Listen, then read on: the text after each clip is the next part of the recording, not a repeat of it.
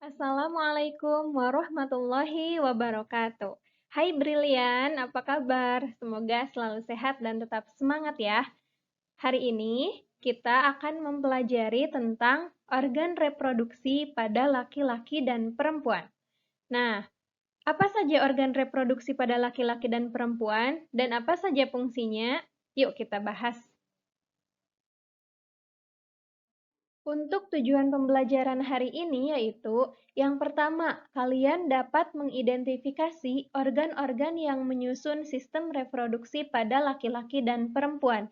Yang kedua, kalian dapat mengidentifikasi fungsi organ-organ yang menyusun sistem reproduksi pada laki-laki dan perempuan. Apa yang dimaksud dengan sistem reproduksi? Sistem reproduksi adalah sistem yang menghasilkan gamet jantan atau sel kelamin jantan dan gamet betina atau sel kelamin betina agar makhluk hidup dapat menghasilkan keturunan berikutnya melalui proses fertilisasi atau pembuahan sel kelamin. Secara umum, reproduksi dibagi menjadi dua jenis, yakni reproduksi seksual dan reproduksi aseksual. Apa yang dimaksud reproduksi seksual dan aseksual? Reproduksi seksual atau reproduksi secara kawin merupakan reproduksi yang membutuhkan interaksi antara gamet jantan atau sel kelamin jantan dan gamet betina atau sel kelamin betina. Misalnya, reproduksi pada manusia, mamalia, ikan, reptil, burung, amfibi, dan tumbuhan bunga. Contohnya pada gambar di samping. Agar ikan dapat bereproduksi, harus ada sel kelamin jantan dari ikan jantan dan sel kelamin betina dari ikan betina. Sedangkan reproduksi aseksual atau tak kawin merupakan reproduksi yang terjadi tanpa interaksi antara dua spesies yang berbeda atau tanpa membutuhkan kelamin jantan dan betina. Misalnya, pembentukan tunas pada pisang, umbi, dan pada singkong, serta tumbuhan lainnya. Sistem reproduksi pada laki-laki. Coba kalian perhatikan gambar struktur sistem reproduksi pada laki-laki berikut. Pada sistem reproduksi laki-laki, ada dua jenis, yaitu ada organ bagian dalam yang ditunjukkan oleh gambar nomor 1-6 dan organ reproduksi bagian luar yang ditunjukkan oleh nomor 7 dan 8. Organ reproduksi bagian dalam yang pertama yaitu testis atau yang disebut buah zakar, merupakan organ reproduksi laki-laki yang menghasilkan sperma dan hormon pada pria. Terdiri dari 3 bagian. Yang pertama, tubulus seminiferus, yaitu saluran berkelok-kelok yang menghasilkan sel sperma. Jadi, sel sperma itu dihasilkannya di testis di bagian tubulus seminiferus. Yang kedua, sel Sertoli yang menghasilkan hormon estrogen dan nutrisi untuk sel sperma, serta merangsang proses pelepasan sperma atau disebut spermiasi. Yang ketiga, sel Leydig yang menghasilkan hormon testosteron, yaitu hormon yang berperan dalam perkembangan ciri-ciri kelamin sekunder pria. Contohnya, tumbuhnya jakun, berkembangnya dada menjadi bidang, dan lain-lain.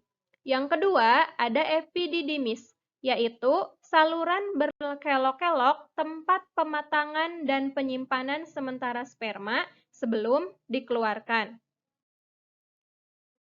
Nah, ini yang nomor 1 merupakan testis, dan yang kedua merupakan epididymis. Selanjutnya yang ketiga yaitu vas deferens, yaitu saluran lurus yang berujung pada kelenjar prostat, berfungsi menyalurkan sperma menuju kelenjar vesikula seminalis atau kantung mani. Yang keempat, dibagi menjadi 3 bagian. Ada kelenjar kelamin. Yang pertama, vesikula seminalis atau disebut kantung mani, berjumlah sepasang dan berfungsi menghasilkan nutrisi untuk sperma. Yang 4B yaitu kelenjar prostat, jumlahnya hanya ada satu, menghasilkan getah yang mengandung fosfolipid atau lemak, kolesterol, dan juga garam. Yang 4C yaitu kelenjar bulbouretra atau kelenjar Cowper, berjumlah sepasang, menghasilkan getah basa. Nah, sperma yang telah diberi nutrisi dan getah basa oleh kelenjar kelamin disebut sebagai semen. Untuk yang nomor 3 ini disebut dengan vas deferens. Yang 4A ini merupakan vesicula seminalis atau kantung mani. Yang 4B merupakan kelenjar prostat. Dan yang 4C merupakan kelenjar bulbouretra atau kelenjar Cowper. Kemudian yang kelima ada saluran ejakulasi, yaitu saluran pendek yang menghubungkan vas deferens dengan uretra. Yang terakhir untuk organ reproduksi pria bagian dalam yaitu uretra, yang merupakan saluran pengeluaran sperma dan atau urin menuju penis. Jadi, saluran sperma dan urin pada laki-laki adalah sama, yaitu melalui uretra. Selanjutnya ada organ reproduksi bagian luar, yaitu skrotum dan penis. Skrotum merupakan kantung pembungkus yang melindungi testis. Pada skrotum terdapat dua otot, yaitu otot dartos yang berfungsi mengerut atau mengendurkan skrotum dan otot kremaster yang mengatur suhu testis. Yang kedelapan ada penis. Penis adalah alat kopulasi atau persetubuhan yang terdiri dari bulbul penis, korpus penis, glans penis, dan preputium yang merupakan kulit pelindung kepala penis yang dipotong sewaktu dihitan.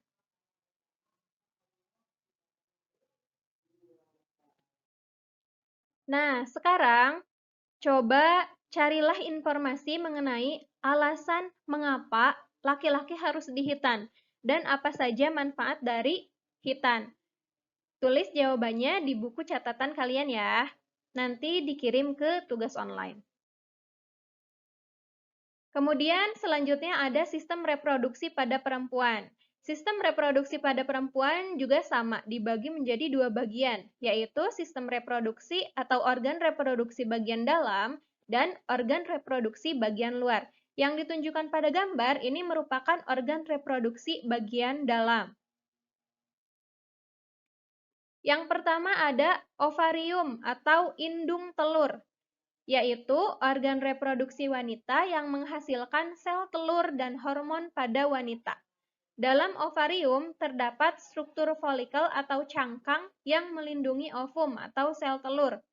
Yang kedua, ada fimbriae, yang merupakan jumbai yang menangkap ovum dari ovarium menuju pangkal oviduk yang disebut infundibulum. Yang ketiga, ada oviduk atau tuba fallopi, merupakan saluran penghubung ovarium dan uterus atau rahim. Fertilisasi atau proses peleburan sel telur oleh sel sperma terjadi pada 1/3 bagian awal dari oviduk. Jadi proses fertilisasi itu terjadi pada bagian oviduk. Nah, ini yang pertama merupakan ovarium atau tempat menghasilkan sel telur. Yang kedua yaitu jumbai yang menangkap ovum atau sel telur dari ovarium yang kemudian nanti akan bergerak. Di bagian nomor 3 ini atau oviduk terjadi proses fertilisasi atau pembuahan sel telur oleh sperma jika ada sperma yang masuk. Disinilah terjadinya proses pembuahan. Jika tidak terjadi proses pembuahan, maka sel telur akan menuju ke nomor 4. Nah, untuk nomor 4 ini merupakan uterus atau rahim yang merupakan tempat berkembangnya zigot menjadi bayi. Setelah terjadinya proses fertilisasi atau pembuahan, maka zigot dari hasil fertilisasi akan menempel pada dinding rahim atau dinding uterus. Dinding uterus itu tersusun atas otot polos dan endometrium atau lapisan yang banyak mengandung pembuluh darah. Ketika perempuan haid, Yang meluruh itu adalah bagian endometriumnya. Kemudian, yang kelima ada serviks atau disebut leher rahim, merupakan corong pembatas uterus dan vagina. Yang keenam ada vagina, merupakan lubang kopulasi atau persetubuhan yang menghubungkan dengan organ kelamin bagian luar yang disebut vulva. Pada bagian vagina terdapat kelenjar Bartholin yang akan mensekresikan lendir jika ada rangsangan. Dan yang terakhir, ada organ reproduksi bagian luar. Yang pertama ada mons pubis atau bukit Venus, merupakan bantaran lemak tempat tumbuhnya rambut pubis. Yang kedelapan ada labium mayora dan labium minora atau disebut juga lipatan besar dan lipatan kecil yang melindungi vagina. Yang kesembilan ada klitoris, merupakan tonjolan kecil di atas labium yang mengandung jaringan erektil seperti pada penis. Nah, fungsi klitoris pada perempuan itu sama dengan fungsi penis pada laki-laki. Kemudian ada himen atau selaput darah, merupakan selaput yang melindungi vagina dan mengandung banyak pembuluh darah.